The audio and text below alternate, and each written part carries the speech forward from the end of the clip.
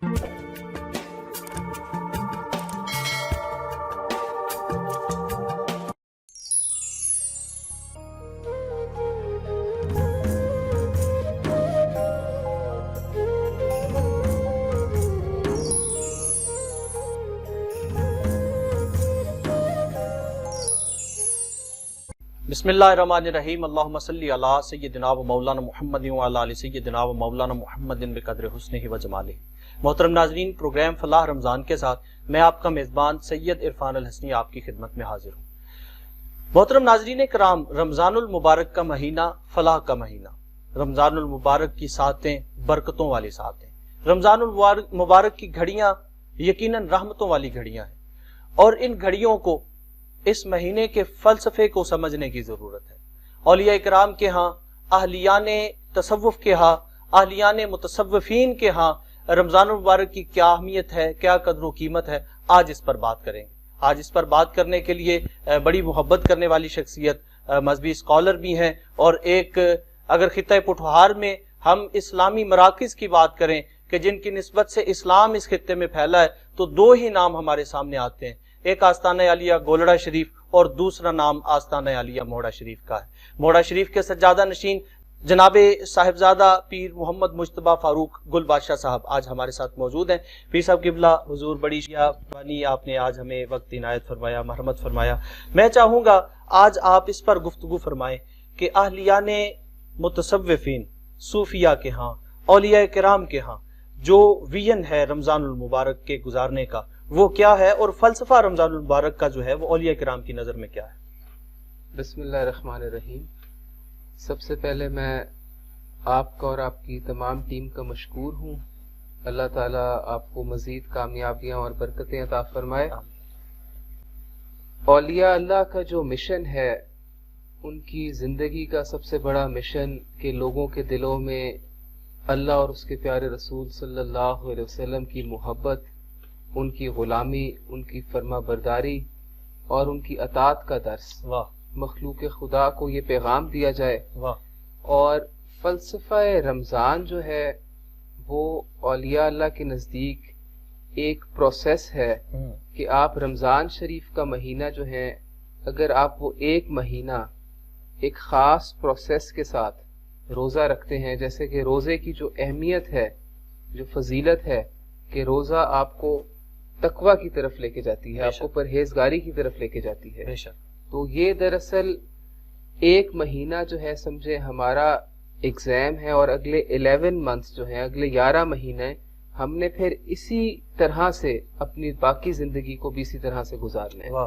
तो औलिया अल्लाह इस महीने में ज़ाहिर है जिस तरह से नबी करीम सल्लल्लाहु अलैहि वसल्लम आप सखावत फरमाया करते थे, आप इसमें कसरत इबादत और आप इसमें कुरान करीम को पढ़ा करते थे, दरूद सलाम पढ़ा करते थे, नवाफिल अदा करते थे, रातों को आप क़याम किया करते थे।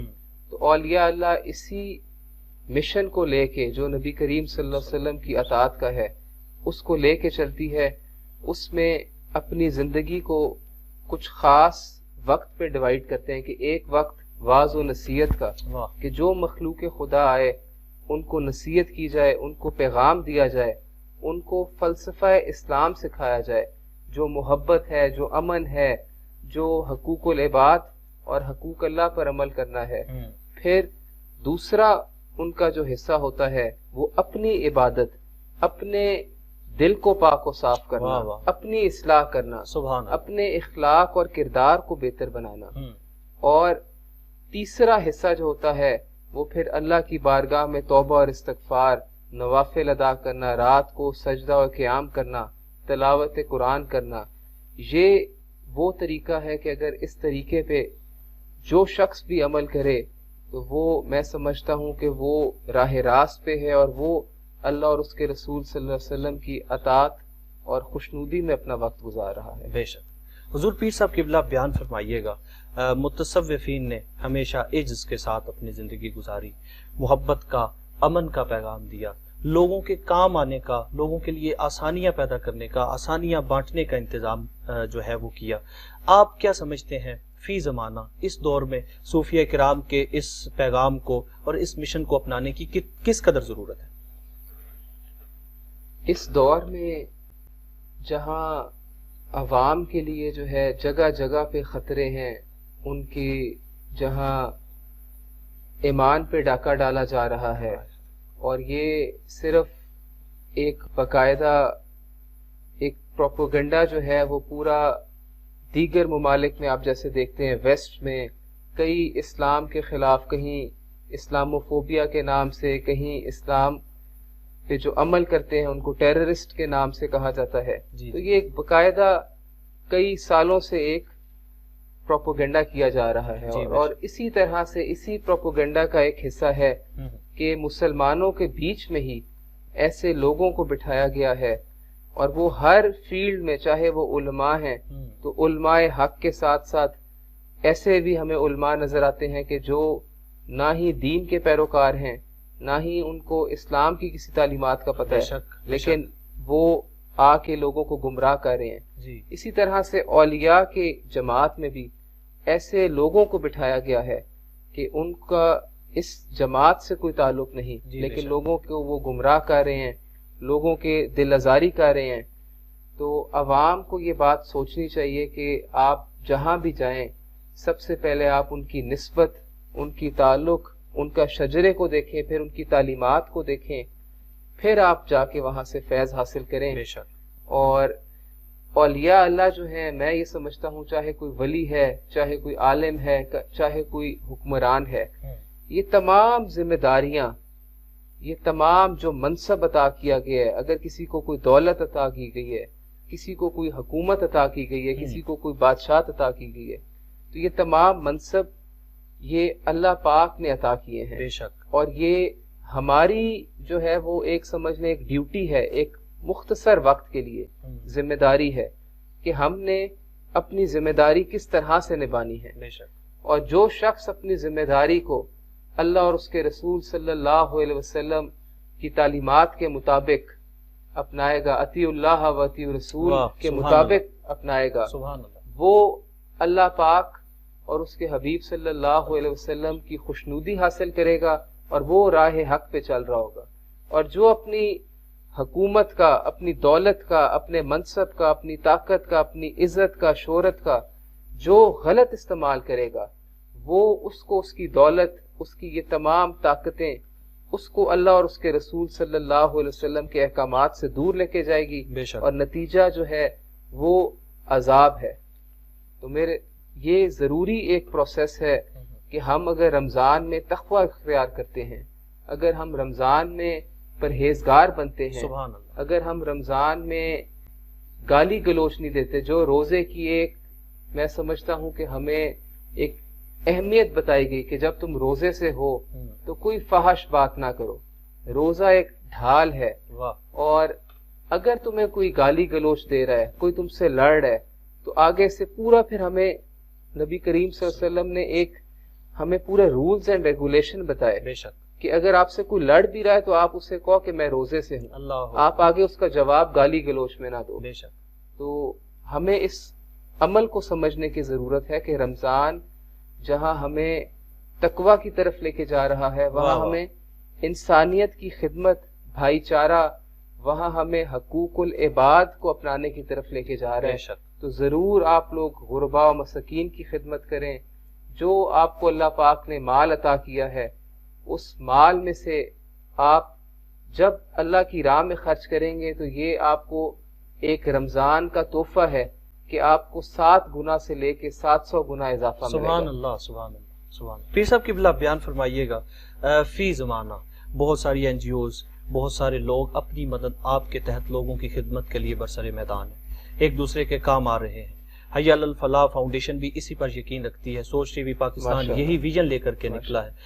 آپ کیا بیان فرمانا چاہیں گے؟ آستان علیہ موڑا شریف کی خدمات یقیناً خطہ پٹھوار کے لیے بلکہ پورے ملک کے لیے، عالم اسلام کے لیے اگر ہم انگلیوں پر گننا شروع کریں تو یقیناً وہ گنی نہ جائیں گی.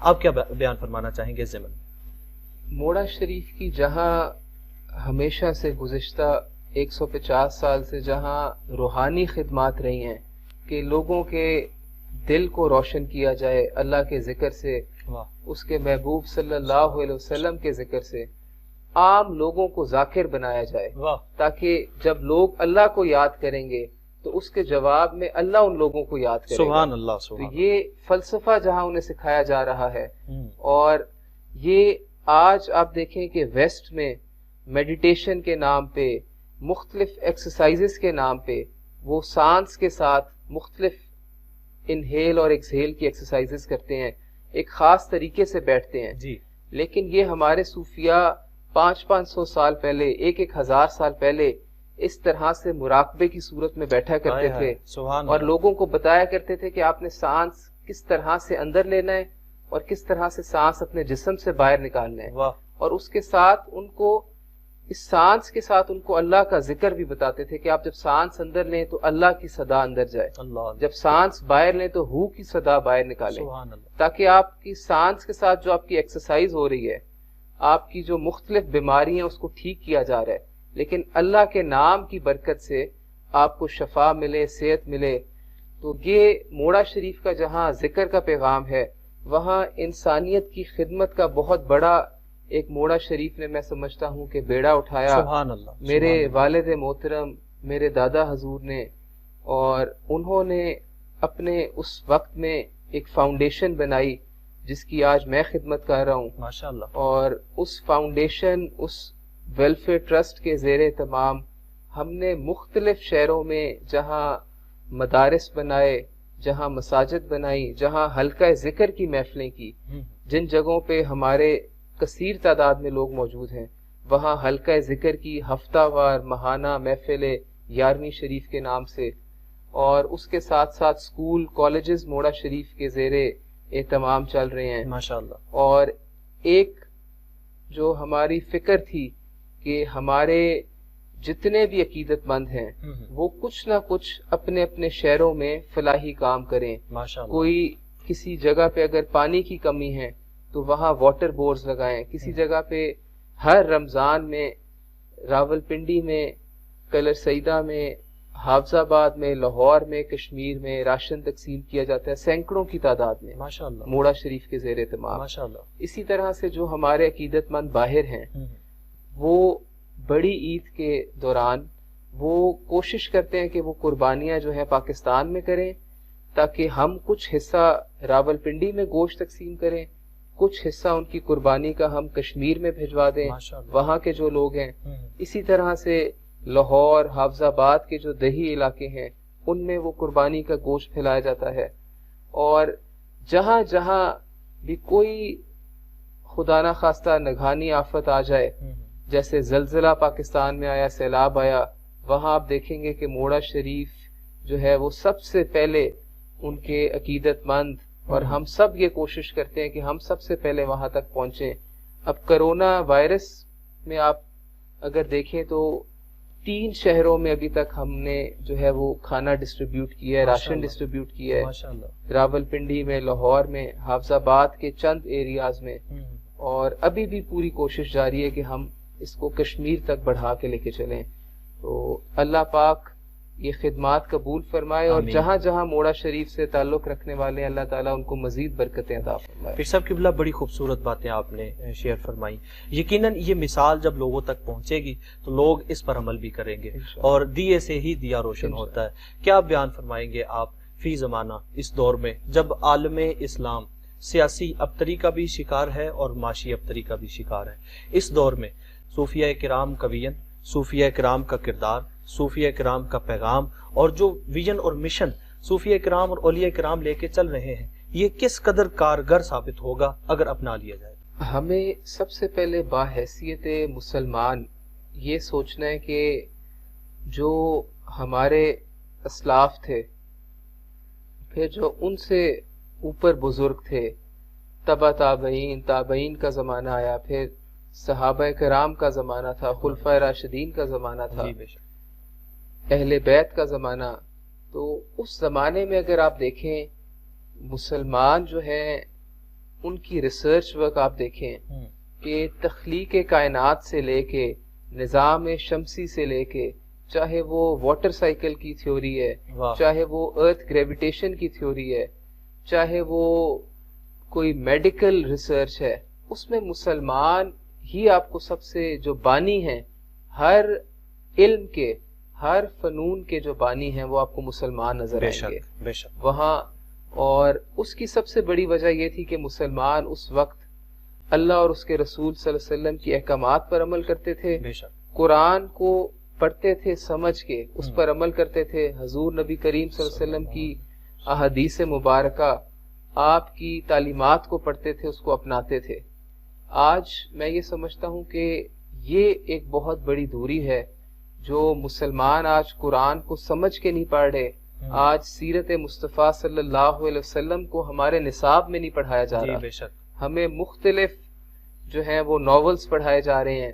ہمارے اسکول میں جو سلیبس ہے وہ اس معیار کا نہیں کہ اس میں بتایا جائے کہ ہمارے اصل ہیروز جو ہیں وہ ہمارے اسلامک وہ لوگ ہیں جنہوں نے اسلام کو پھیلایا، واہ واہ جس محنت سے، جس مشقت سے، سبحان جس اللہ. کوشش سے، جنہوں نے رسول اللہ صلی اللہ علیہ وسلم کی ہر ادا کو اپنایا اور ہر ادا پر عمل کیا اور قرآن کے فلسفے کو سمجھا. وما اتاکم الرسول فخذوہ، یہ قرآن کا فلسفہ ہے سبحان اللہ. کہ نبی کریم صلی اللہ علیہ وسلم کی بتائی ہوئی تعلیمات پر چلنا، اور اطیع اللہ و اطیع رسول قرآن کا فلسفہ ہے. سبحان اللہ. اور پھر آپ نے جس طرح قرآن کریم میں لکھا ہے کہ جس نے رسول اللہ صلی اللہ علیہ وسلم کا حکم مانا اس نے دراصل حکم خدا مانا. واہ واہ واہ بے شک. اب ہمیں اس فلسفے سے ایک خاص کئی 100 سال سے مسلمانوں کے خلاف پلاننگ کی جا رہی ہے، ان کو توڑا جا رہا ہے، ان کو ڈیوائیڈ کیا جا رہا ہے. ڈیوائیڈ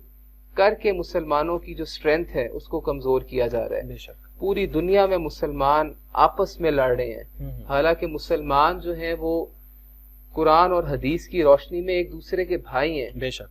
تو ہمیں تو یہ حکم دیا جا رہا ہے کہ ہم مسلمان آپس میں بھائی بھائی ہیں، آپس میں اتفاق سے رہیں، اتحاد سے رہیں، ایک دوسرے کی مشکلوں کو آسان کریں، ایک دوسرے کے کام آئیں، ایک دوسرے کی مدد کریں. سبحان اللہ. لیکن اس فلسفے کو آج ہمیں مختلف گروہوں میں، مختلف ممالک میں اور مختلف جو ہے وہ مسالک میں ہمیں آج تقسیم کیا جا رہا ہے اور ہمیں آج کمزور کیا جا رہا ہے. اور سب سے بڑی جو کمزوری میں سمجھتا ہوں کہ مسلمانوں نے علم حاصل کرنا چھوڑ دیا، ریسرچ حاصل کرنا چھوڑ دیا ہے. ہم آج اغیار کی ہی چیزوں پہ بٹن سے لے کے ہماری زندگی میں جو بھی چیز ہے، چاہے وہ ہماری جو بھی ضروریات زندگی ہے، چاہے موبائل ہے، چاہے ٹیکنالوجی ہے، چاہے ہماری سواری ہے، چاہے ہمارے لباس ہے، جو کچھ بھی ہے وہ تمام ٹیکنالوجی، وہ تمام سب کچھ جو ہے ہم ویسٹ سے لے رہے ہیں اور ہم کچھ اپنا جو ہے ریسرچ نہیں کر رہے، ہم کچھ اپنا ایجاد نہیں کر رہے. اسی وجہ سے ہم سب سے پیچھے ہیں. حالانکہ آپ یہ دیکھیں کہ سب سے پہلے جو کائنات میں جو شمسی نظام کے بارے میں بتایا، جو انسان کے جسم کے بارے میں بتایا، یہاں تک کہ اسلام میں ہم اگر قرآن کو پڑھیں تو ہمارے جو باڈی، ہیومن باڈی ہے، اس میں بتایا گیا کہ ہماری آنکھ کے اندر جو ریٹنا ہے وہاں تک ہمیں اتنی ڈیپ ریسرچ بتائی گئی ہے، قرآن اور حدیث میں ہمیں ملتا ہے. لیکن ہم نے اس حدیث کو آگے امپلیمنٹ نہیں کیا، ان ریسرچ کو آگے امپلیمنٹ نہیں کیا، اور ہم نے اپنی کوئی ایجاد نہیں کی. اس وجہ سے آج ہم سب سے پیچھے ہیں. مطلب ضرورت اس امر کی ہے کہ ہم ریسرچ کے میدان میں، تحقیق کے میدان میں اتریں اور تحقیق کو اپنائیں. حضور پیر صاحب قبلہ، بڑی خوبصورت باتیں آپ نے ارشاد فرمائی.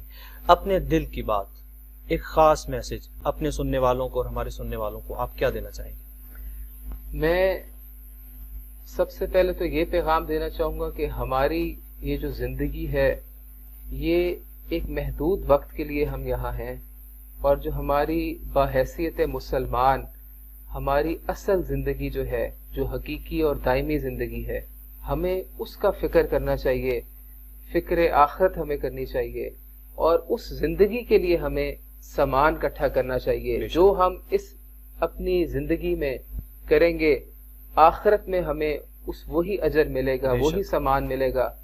اور اس کے ساتھ ساتھ آپ لوگ اللہ اور اس کے رسول صلی اللہ علیہ وسلم کی غلامی اختیار کریں، ان کی تعلیمات پر عمل کریں، علم حاصل کریں، باحیثیت مسلمان آج ہمیں ضرورت ہے کہ ہمارے پاس اچھے ڈاکٹرز ہوں، اچھے فلاسفرز ہوں، بے شک، اچھے انجینئرز ہوں، بے شک، اچھے ریسرچ ورک والے ہوں، اچھے سائنٹسٹس ہوں، اچھے حکیم ہوں، اچھے جج ہوں، اچھے حکمران ہوں.